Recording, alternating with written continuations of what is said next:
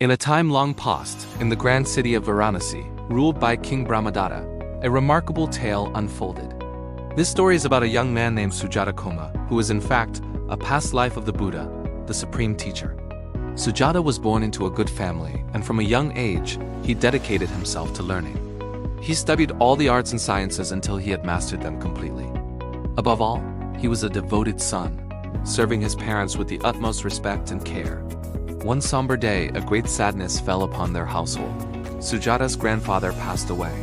Sujata's father, a kind man named Kadumpi, was utterly heartbroken. He was consumed by grief for his own father.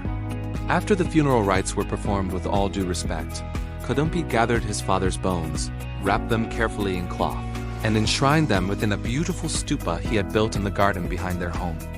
From that day forward, Sujata's father changed. His grief became his entire world.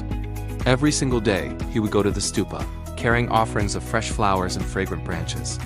He would walk around it, weeping uncontrollably. Tears constantly streamed down his face. He lost all interest in life. He couldn't sleep, he barely ate, and he often forgot even to drink water.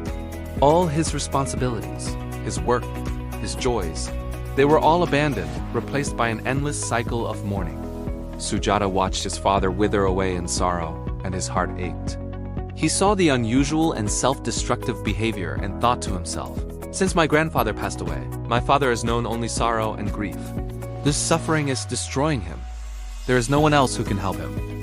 I must be the one to find a way to end his pain." Sujata spent many days pondering this difficult problem, searching for a gentle yet effective solution to awaken his father from his deep despair. One morning, while walking outside the city, Sujata saw a group of men dragging the carcass of a dead cow away. As he watched, a brilliant idea, the very solution he had been searching for, finally took shape in his mind. He knew exactly what he had to do. He immediately went to a nearby field, gathered a bundle of fresh green grass, and filled a bowl with cool, clear water. He then took the grass and water and placed them right in front of the mouth of the dead cow. He began to act in a most peculiar way. Whenever people passed by, he would start to cry and plead loudly with the lifeless animal. He would shout, "My dear cow, oh, please get up. Eat this delicious grass. Drink this cool water. Don't sleep for so long, my friend. Wake up." People who knew Sujata were completely bewildered. They gathered around, whispering to each other, "Isn't that Sujata Koma? We all know him as a wise and sensible young man. But look at him now.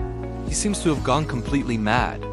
One of them approached him and said, "Sujata, we have always respected you as an intelligent and upright person, but what is this? Why are you behaving like a madman?" Sujata simply ignored their words. He continued his performance, acting as if he couldn't hear them, completely absorbed in his strange task of trying to feed a dead animal. News of Sujata's bizarre behavior spread like wildfire throughout Varanasi. It didn't take long for the story to reach his own relatives. They rushed to his father's house, bursting in with worried looks on their faces. "Sir, sir," they exclaimed. "You must come quickly. Your son, Sujata, has become a fool. He's outside the village with a dead cow, offering it grass and water, begging it to eat and drink. Don't you know what is happening?" Hearing this shocking news, Sujata's father was filled with a mix of confusion and alarm. His grief for his own father was momentarily forgotten as he worried about his son. He immediately sent for Sujata. When Sujata arrived, his father looked at him with great concern and asked, "My dear son, is it true? People are saying you were found outside the village, crying over a dead cow, trying to make it eat and drink. Is this true?" Sujata looked at his father calmly and replied, "Yes, father. It is true. That is what I did."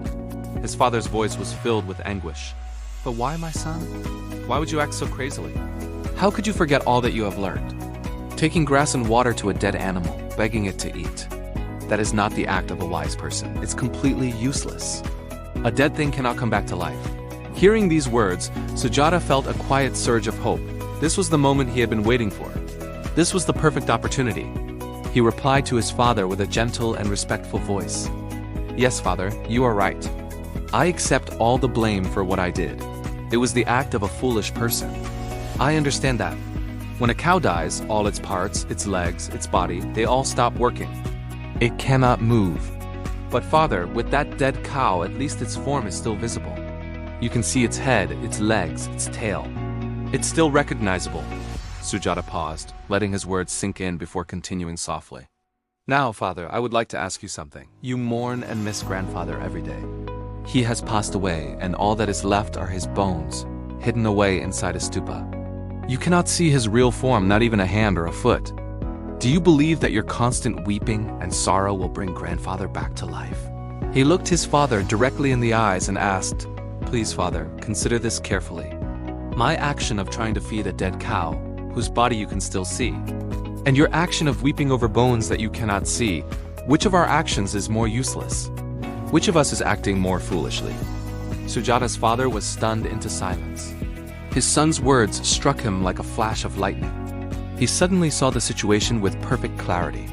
He realized that his wise son had not gone mad at all. Instead, Sujata had crafted this elaborate plan, this clever remedy to heal him of his overwhelming grief. A slow smile spread across the father's face, the first genuine smile in a long, long time. He looked at his son with newfound admiration and love. Sujata, my dear son, he said, his voice thick with emotion. I am so incredibly happy. You have devised a brilliant way to show me the truth, to make me understand the impermanence of all things. You have opened my eyes. He placed a hand on his son's shoulder and declared, From this moment on, I will no longer be lost in sadness. I will no longer be anxious or filled with sorrow. And true to his word, from that day forward, Sujata's father was freed from the heavy burden of his grief. The young man's wisdom had brought peace back to their home. This story teaches us a valuable lesson, that sometimes the most effective way to guide someone we love is not through direct criticism, but through subtle, gentle wisdom. Thank you for watching. If you enjoyed this story, please like, share, and subscribe for more tales of wisdom.